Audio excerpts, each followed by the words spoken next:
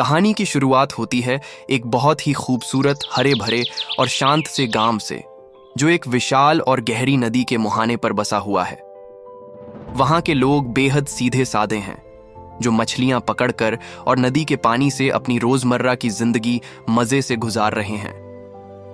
नदी के ऊपर लकड़ी के बड़े बड़े पुल और रास्ते बने हुए हैं, जहां बच्चे खेल रहे होते हैं और हर तरफ हंसी खुशी का माहौल है। लेकिन लोगों को इस बात का जरा भी अंदाजा नहीं है कि इस शांत पानी की गहराइयों में एक बहुत ही भयानक और खौफनाक आफत उनका इंतजार कर रही है। एक दिन एक छोटा बच्चा पानी के पास खेल रहा होता है कि अचानक पानी के नीचे से एक बहुत ही विशाल, अजीब और रहस्यमयी साया उभरता है। इससे पहले कि कोई कुछ समझ पाता, वो जीव उस बच्चे को खींचकर पानी के अंदर ले जाता है। देखते ही देखते पूरे गांव में चीख पुकार मच जाती है। लोग अपनी जान बचाने के लिए इधर उधर भागने लगते हैं। इस मुसीबत से छुटकारा पाने के लिए गांव वाले एक तांत्रिक को बुलाते हैं। वो तांत्रिक बड़ा ही ढोंगी, चालाक और लालची किस्म का इंसान है, जो सिर्फ पैसे ऐंठने के चक्कर में रहता है। वो नदी के पानी में कुछ टोटके करता है और एक मामूली सी बड़ी मछली को जाल में फंसाकर मार देता है। वो चिल्लाकर कहता है कि यही वो दानव था जो बच्चों को खा रहा था और अब खतरा हमेशा के लिए टल गया है। गांव वाले भोले भाले हैं, वे उसकी बात पर यकीन कर लेते हैं और तालियां बजाकर उसे इनाम के पैसे देने लगते हैं। तभी वहां एंट्री होती है एक नौसिखिया और बेहद सीधा साधा डेमन हंटर की। उसके कपड़े बिखरे हुए हैं और वो हुलिये से बिल्कुल भी कोई योद्धा नहीं लगता। वो आगे बढ़कर उस ढोंगी तांत्रिक की पोल खोल देता है। वो गांव वालों से कहता है कि जिस मछली को मारा गया है वो तो बेकसूर है, असली दानव तो अभी भी पानी के अंदर छुपा बैठा है और वो सही मौके का इंतजार कर रहा है। तांत्रिक गुस्से में आ जाता है और गांव वाले हंटर को पागल समझकर वहां से भगाने लगते हैं। लेकिन तभी अचानक नदी का पानी खौलने लगता है। एक बहुत ही विशालकाय और डरावना जीव, जो एक विशाल शार्क और खतरनाक छिपकली का मिक्स रूप है, पानी से बाहर छलांग लगाता है। वो सीधा लकड़ी के पुल पर हमला करता है, जिससे पूरा का पूरा पुल टूटकर बिखर जाता है और दर्जनों गांव वाले पानी में गिर जाते हैं। चारों तरफ सिर्फ मौत का सन्नाटा और चीखें गूंज रही होती हैं। वो सीधा साधा हंटर बिना अपनी जान की परवाह किए लोगों को बचाने के लिए पानी में कूद पड़ता है। वो बाकी हंटर्स की तरह तलवार, तीर कमान या किसी जादुई हथियार का इस्तेमाल नहीं करता। उसके पास कपड़ों के एक पुराने थैले में एक बहुत ही अनोखी किताब है, जिसका नाम है 300 नर्सरी राइम्स, यानी बच्चों की 300 कविताएं। उसका मानना है कि इस दुनिया में जितने भी बुरे जीव या दानव हैं, वे असल में अंदर से बुरे नहीं हैं, बल्कि उनके अंदर का लालच और गुस्सा उन्हें ऐसा बनाता है। अगर वो बच्चों की ये प्यारी कविताएं गाकर सुनाएगा तो उस जीव के अंदर छिपी हुई मासूमियत और अच्छाई जाग जाएगी और वो शांत हो जाएगा। वो उस भयानक तैरते हुए राक्षस के बिल्कुल सामने बैठ जाता है और अपनी किताब खोलकर पूरी मासूमियत और सुरीली आवाज में गाना शुरू करता है। लेकिन असल जिंदगी में चीजें इतनी आसान नहीं होती। वो जीव सुधरने के बजाय हंटर की आवाज सुनकर और ज्यादा चिढ़ जाता है और गुस्से में आकर हंटर पर ही एक जोरदार जानलेवा हमला कर देता है। हंटर की जान बिल्कुल हलक में अटकी होती है और ऐसा लगता है कि आज इसका आखिरी दिन है। लेकिन ठीक उसी नाजुक पल पर वहां एक और धमाकेदार एंट्री होती है। एक बहुत ही खूबसूरत, निडर और बेहद ताकतवर महिला डेमन हंटर वहां पहुंचती है। उसके पास जादुई कंगन हैं जो हवा में उड़ते हैं और पल भर में किसी भी आकार के हथियार में बदल सकते हैं। वो अपनी बेहतरीन मार्शल आर्ट स्किल्स और जादुई कंगन की मदद से उस विशाल पानी के राक्षस को धूल चटाना शुरू कर देती है। वो उसे इतनी बेरहमी से मारती है कि वो दानव पस्त हो जाता है और अपनी जान की भीख मांगने लगता है। अंत में वो अपनी जादुई थैली निकालती है और उस विशालकाय जीव को एक छोटे से खिलौने के रूप में बदल देती है। वो सीधा साधा हंटर यह सब देखकर फटी आंखों से देखता रह जाता है। वो उस महिला हंटर के पास जाता है और उसका शुक्रिया अदा करता है। लेकिन वो महिला जब उसकी कविताओं वाली किताब देखती है तो उसका जोर जोर से मजाक उड़ाती है। वो उसे एक कमजोर और डरपोक लड़का समझती है, लेकिन मन ही मन वो उसकी इस निडरता, मासूमियत और सीधेपन की तरफ आकर्षित होने लगती है। नदी वाले मिशन में बुरी तरह नाकाम होने के बाद वो हंटर बहुत ज्यादा निराश हो जाता है। वो सीधा अपने गुरु के पास जाता है, जो पहाड़ों पर एकांत में रहते हैं। हंटर रोते हुए अपने गुरु से कहता है कि आपकी दी हुई कविताओं वाली किताब किसी काम की नहीं है। दानव बातों से या गानों से नहीं सुधरते, उन्हें सिर्फ ताकत से ही काबू किया जा सकता है। उसके गुरु बड़े ही शांत स्वभाव के हैं। वे मुस्कुराते हैं और कहते हैं कि रास्ते में या किताब में कोई कमी नहीं है, बस अभी तुम्हारे अंदर वो सच्ची करुणा, वो गहरा प्रेम और आत्मज्ञान जागृत नहीं हुआ है जो किसी का दिल बदल सके। तुम्हें अभी बहुत कुछ सीखना है। इसके बाद गुरु उसे एक नए और पहले से भी ज्यादा खौफनाक मिशन पर भेजते हैं। वे बताते हैं कि दूर पहाड़ों के बीच एक सूअर का दानव इंसानों को गायब कर रहा है और तुम्हें उसे रोकना होगा। हंटर एक बार फिर अपने थैले को उठाता है और उस खूंखार दानव की तलाश में निकल पड़ता है। चलते चलते रात हो जाती है और चारों तरफ घना अंधेरा छा जाता है। तभी पहाड़ों के बीच उसे एक बहुत ही आलीशान, चमकता हुआ और भव्य रेस्तरां यानी एक ढाबा दिखाई देता है। बाहर से देखने पर वो जगह किसी स्वर्ग जैसी लगती है, जहां से बहुत ही स्वादिष्ट और लजीज भुने हुए मांस की खुशबू आ रही होती है। भूखे और थके हुए मुसाफिर वहां खींचे चले आ रहे होते हैं। उस रेस्तरां का मालिक एक बहुत ही सुंदर, गोरा और शालीन दिखने वाला आदमी होता है, जो सबका बड़े प्यार से स्वागत करता है। हंटर उस रेस्तरां के अंदर कदम रखता है। वहां का माहौल बहुत ही खुशनुमा होता है। लोग हंस रहे होते हैं, खा रहे होते हैं और संगीत बज रहा होता है। लेकिन हंटर एक डेमन हंटर है। उसकी पारखी नजरें भांप लेती हैं कि इस हद से ज्यादा खूबसूरत दिखने वाली जगह के पीछे कुछ तो बहुत बड़ी गड़बड़ है। जब वो रेस्तरां के बीच में लगे बड़े बड़े शीशों पर नजर डालता है तो उसके पैरों तले जमीन खिसक जाती है। वो आलीशान और सुंदर दिखने वाला रेस्तरां असल में एक पुराना, जर्जर और खौफनाक केंद्र होता है, और जो लोग वहां बैठकर मजे से खाना खा रहे होते हैं वे असल में जिंदा इंसान नहीं बल्कि मरे हुए लोगों की भटकती हुई आत्माएं होती हैं। सबसे खतरनाक बात तो यह थी कि जो स्वादिष्ट मांस वहां परोसा जा रहा होता है वो असल में उन इंसानों का होता है जो वहां रास्ता भटक कर आते हैं और उस दानव का शिकार बन जाते हैं। जैसे ही हंटर को इस खौफनाक हकीकत का पता चलता है, वो सुंदर दिखने वाला मालिक अचानक एक बेहद डरावने, विशालकाय और खूंखार सुअर के दानव में बदल जाता है। उसके मुंह से लंबी लंबी लार टपक रही होती है। उसकी आंखें खून की तरह लाल होती हैं और वो हंटर को चबाने के लिए उसकी तरफ लपकता है। हंटर अपनी जान बचाकर वहां से भागने की कोशिश करता है, टेबल और कुर्सियों को गिराता है, लेकिन उस दानव की असीम ताकत के आगे वो टिक नहीं पाता। सुअर दानव उसे एक कोने में दबोच लेता है। ठीक उसी समय एक जोरदार धमाका होता है और रेस्तरां की दीवार को तोड़ते हुए वही बहादुर महिला डेमन हंटर फिर से एंट्री लेती है। वो एक बार फिर हमारे सीधे साधे हंटर की ढाल बनकर खड़ी हो जाती है, लेकिन इस बार का दानव नदी वाले जीव से कहीं ज्यादा शक्तिशाली और शातिर होता है, इसलिए दोनों हंटर्स मिलकर उसका सामना करते हैं। इस फाइट सीक्वेंस में बहुत ही लाजवाब एक्शन, स्टंट्स और साथ ही साथ पेट दुखा देने वाली कॉमेडी का मिक्सअप देखने को मिलता है।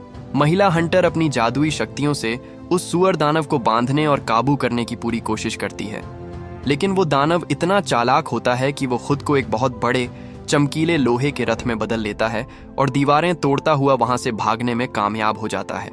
इस पूरी भयंकर लड़ाई के बाद जब दोनों सुरक्षित होते हैं तो महिला हंटर देखती है कि खुद कमजोर होने के बावजूद यह लड़का लड़ाई के बीच में उसे बचाने के लिए बार बार कूद रहा था।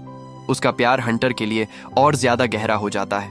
वो उसे अपने पास बुलाती है, उसे रिझाने के लिए अलग अलग पैंतरे अपनाती है और चाहती है कि वो भी उसके प्यार को स्वीकार करे। लेकिन वो सीधा साधा हंटर अपने सिद्धांतों का पक्का है। वो कहता है कि उसका जन्म सिर्फ दुनिया को दानवों से बचाने और संन्यास धर्म का पालन करने के लिए हुआ है। वो इन सब सांसारिक मोह माया और प्यार मोहब्बत के चक्कर में नहीं पड़ सकता। महिला हंटर उसकी इस बात से बहुत ज्यादा चिढ़ जाती है, लेकिन वो भी हार मानने वालों में से नहीं थी। सुअर दानव के हाथ से निकल जाने के बाद हंटर एक बार फिर बेबस होकर अपने गुरु से संपर्क करता है। उसके गुरु उसे बताते हैं कि उस सुअर दानव की ताकत इतनी ज्यादा है कि उसे दुनिया का कोई भी आम हंटर नहीं हरा सकता। उसे काबू करने का सिर्फ एक ही रास्ता है, और वो रास्ता जाता है 500 सालों से एक गुप्त पहाड़ी की गुफा में कैद मंकी किंग यानी बंदरों का राजा सन वुकोंग के पास। गुरु बताते हैं कि सिर्फ मंकी किंग ही उस सुअर को हरा सकता है, लेकिन वुकोंग तक पहुंचने का रास्ता बहुत ही पेचीदा, भूल भुलैया जैसा और जानलेवा है। हंटर बिना एक पल गंवाए उस कठिन सफर पर निकल पड़ता है। लेकिन वो जिद्दी महिला हंटर उसका पीछा छोड़ने के लिए तैयार नहीं होती। वो हंटर का दिल जीतने के लिए अपने कुछ साथियों के साथ मिलकर एक झूठा नाटक रचती है। वो रास्ते में ऐसा सीन बनाती है जैसे कुछ खतरनाक गुंडों ने उस पर हमला कर दिया है और वो मुसीबत में है, ताकि हंटर उसे बचाने आए और दोनों के बीच प्यार की शुरुआत हो सके। इस नकली लड़ाई और ड्रामे के चक्कर में स्क्रीन पर बहुत ही मजेदार और हंसी से भरपूर सीन्स क्रिएट होते हैं। हंटर को आखिरकार समझ आ जाता है कि यह सब उसे फंसाने का नाटक था। वो थोड़ा नाराज होता है, लेकिन अपने मिशन को याद रखते हुए आगे बढ़ता रहता है। काफी लंबी खोजबीन, पहाड़ों की खाक छानने और अनगिनत मुश्किलों का सामना करने के बाद वे दोनों आखिरकार उस जादुई पहाड़ी के पास पहुंच जाते हैं। वहां एक बहुत छोटा सा लोटस यानी कमल के फूलों का तालाब होता है। उस तालाब के नीचे एक गुप्त और अंधेरा रास्ता होता है जो सीधे मंकी किंग की गुफा में जाता है। हंटर हिम्मत जुटाकर उस गुफा के अंदर प्रवेश करता है। उसे लगता है कि वहां कोई बहुत बड़ा, भयानक और विशालकाय बंदरों का राजा होगा, लेकिन जब वो अंदर पहुंचता है तो उसे देखकर बड़ा झटका लगता है। वहां कोई विशाल राक्षस नहीं, बल्कि एक बहुत ही दुबला पुलता, छोटे कद का और गंजा आदमी बैठा होता है, जिसके कपड़े पूरी तरह फटे हुए होते हैं।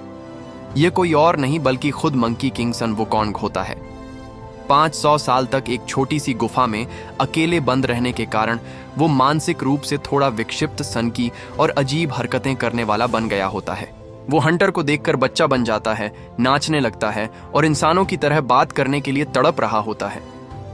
हंटर उसे बताता है कि बाहर दुनिया में एक सुअर दानव ने आतंक मचा रखा है और उसे हराने के लिए उसकी मदद चाहिए।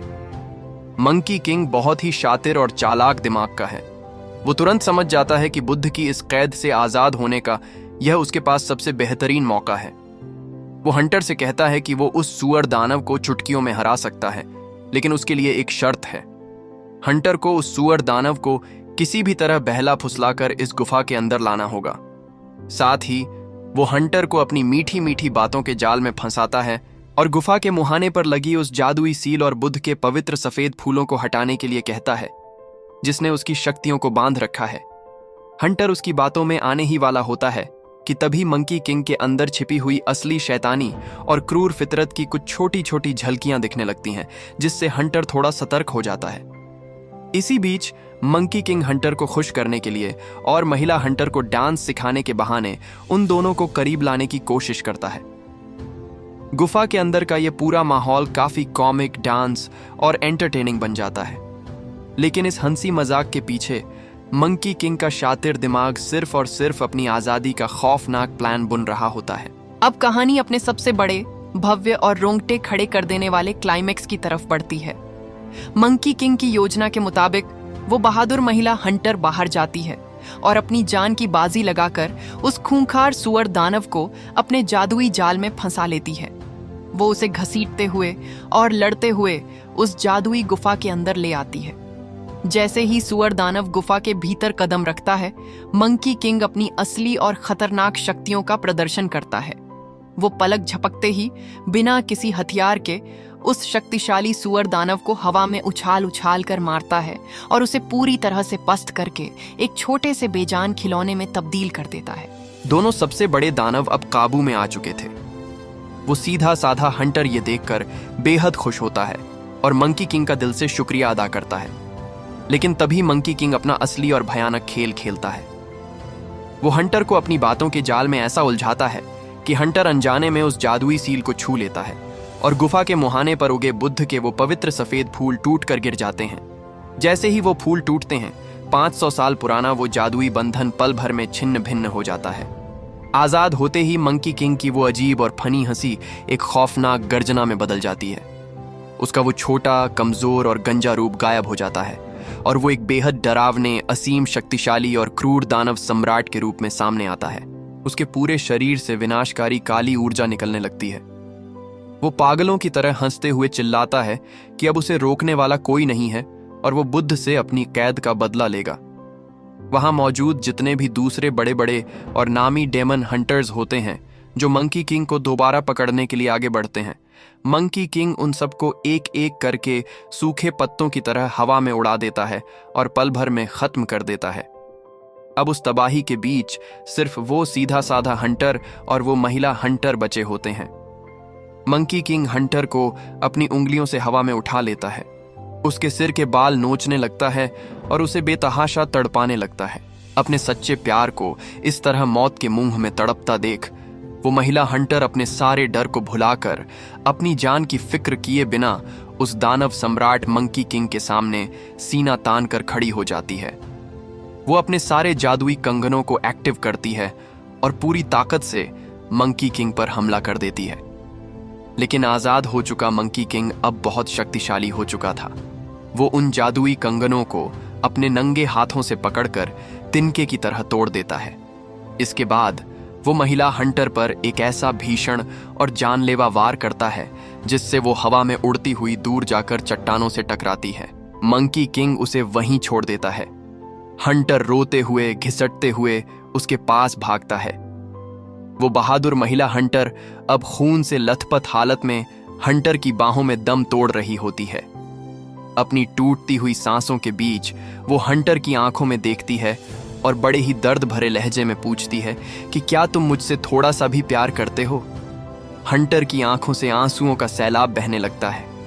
उसका सारा सन्यास का घमंड, दुनिया से दूर भागने का पाखंड पल भर में टूट जाता है। वो उसे अपनी छाती से लगा लेता है और रोते हुए चीखता है कि मैं तुमसे बहुत प्यार करता हूं। इस जन्म में भी, अगले जन्म में भी और आने वाले हर एक जन्म में मैं सिर्फ तुमसे ही प्यार करूंगा। महिला हंटर के चेहरे पर एक अधूरी सी मुस्कान आती है और वो हमेशा के लिए अपनी आंखें बंद कर लेती है। अपनी सबसे अजीज इंसान को अपनी बाहों में खोने का यह भयंकर दुख और असहनीय दर्द हंटर के दिल, दिमाग और उसकी पूरी आत्मा को अंदर तक झकझोर कर रख देता है। इस गहरे सन्नाटे, तबाही और असीम दर्द के क्षण में अचानक हंटर के दिमाग में उसके गुरु की कही हुई वो बात गूंजती है कि असली करुणा क्या होती है। उसे समझ आता है कि संसार के दुखों और प्यार से दूर भागना सन्यास नहीं है, बल्कि इस संसार के हर एक जीव के दुख को अपना समझना और अपने दिल में सबके लिए असीम करुणा रखना ही असली प्रेम और सबसे बड़ी शक्ति है। हंटर के अंदर का सारा डर, सारी कमजोरी पल भर में गायब हो जाती है। वो अपनी प्रेमिका के शव को धीरे से जमीन पर रखता है, अपनी आंखें बंद करता है और बिल्कुल शांत होकर ध्यान की मुद्रा में बैठ जाता है।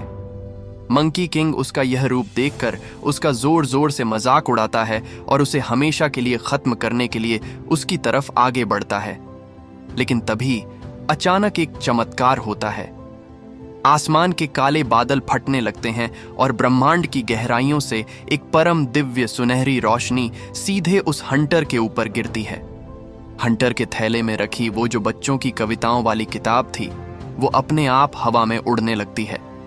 उसके पन्ने तेजी से पलटते हैं और वे सारे साधारण अक्षर आपस में जुड़कर एक महान, पवित्र और शक्तिशाली बौद्ध मंत्र का रूप ले लेते हैं। देखते ही देखते आसमान में साक्षात बुद्ध की एक अत्यंत विशालकाय, सोने की तरह दमकती हुई दिव्य छवि प्रकट होती है, जो इतनी बड़ी होती है कि पूरी पृथ्वी उसके सामने छोटी लगने लगती है। मंकी किंग यह देखकर गुस्से से पागल हो जाता है। वो अपनी पूरी आसुरी शक्ति का इस्तेमाल करता है और एक बहुत बड़े गगनचुंबी काले गोरिल्ला का रूप ले लेता है। वो बुद्ध को चुनौती देते हुए आसमान की तरफ एक बहुत ऊंची छलांग लगाता है, लेकिन बुद्ध के चेहरे पर वही परम शांति और मुस्कान होती है। वे धीरे से अपना विशालकाय हाथ नीचे लाते हैं। वो जादुई हाथ ब्रह्मांड से नीचे आता है और मंकी किंग को हवा में ही दबोच लेता है। बुद्ध का वो हाथ मंकी किंग को सीधे जमीन पर लाकर दबा देता है। बुद्ध की उस असीम शांति, दिव्य ऊर्जा और पवित्र शक्ति के सामने मंकी किंग का सारा अहंकार, उसका गुस्सा और उसके अंदर की जितनी भी बुराई थी, वो पल भर में जलकर भस्म हो जाती है। मंकी किंग अपने असली रूप में वापस आ जाता है। उसकी आंखों से क्रूरता गायब हो चुकी होती है और उनकी जगह पश्चाताप के आंसू बह रहे होते हैं। वो पूरी तरह से सुधर जाता है और बहुत ही आदर के साथ हंटर के पैरों में गिर जाता है। फिल्म के अंत में वो सीधा साधा नौसिखिया हंटर अब एक महान, परम ज्ञानी और आत्मज्ञान से भरपूर गुरु बन चुका है। वो अपनी उस दिवंगत प्रेमिका के टूटे हुए जादुई कंगन के टुकड़ों को इकट्ठा करके एक पवित्र माला बनाता है और उसे अपने हाथ पर बांध लेता है ताकि उसका प्रेम हमेशा उसके साथ रहे। और जिन 3 खतरनाक दानवों को उसने काबू किया था, यानी वो नदी का जीव, वो खूंखार सुअर दानव और खुद दानव सम्राट मंकी किंग सन वुकोंग, वे तीनों अब पूरी तरह से सुधर चुके हैं। वे तीनों साधु के वेश में हाथ जोड़कर हंटर के सबसे वफादार और शक्तिशाली शिष्य बन चुके हैं। यह लाजवाब फिल्म यहीं समाप्त हो जाती है। दोस्तों, अगर आपको यह मूवी एक्सप्लेनेशन मजेदार लगी और हमारा समझाने का तरीका पसंद आया तो इस वीडियो को एक छोटा सा लाइक जरूर कर देना। आपके एक लाइक और कमेंट से हमें बहुत हिम्मत मिलती है। आगे भी ऐसी ही धमाकेदार और शानदार फिल्मों की आसान शब्दों में कहानियां देखने के लिए हमारे चैनल को अभी सब्सक्राइब कर लीजिए और साथ में लगे उस बेल आइकॉन को भी दबा देना ताकि अगली वीडियो आते ही सबसे पहले आपको पता चले। वीडियो देखने के लिए आपका बहुत बहुत शुक्रिया। मिलते हैं अगली एक और जबरदस्त कहानी के साथ।